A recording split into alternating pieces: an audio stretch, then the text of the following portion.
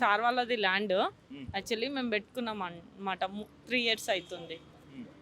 అయితే నిన్న 4 గంటలకి ఇచ్చిర్రు, అటాక్ చేసేసిర్రు పొద్దుగానే. టైం అడిగితే కూడా టైం ఇవ్వలేరు మాకు.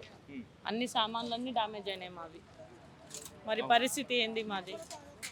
వైన్స్ వాళ్ళకి ఏమంటలేరు, మాకెందుకు? పక్కన వైన్స్ ఉందా? పక్కన వైన్స్ ఉంది, అది కూడా ఇదే ఇదే కదా? ఇదే సేమ్ అదే. కొట్టలే, వాళ్ళు పైసలు తీసుకున్నారు వైన్స్ వాళ్ళ దగ్గర నుంచి.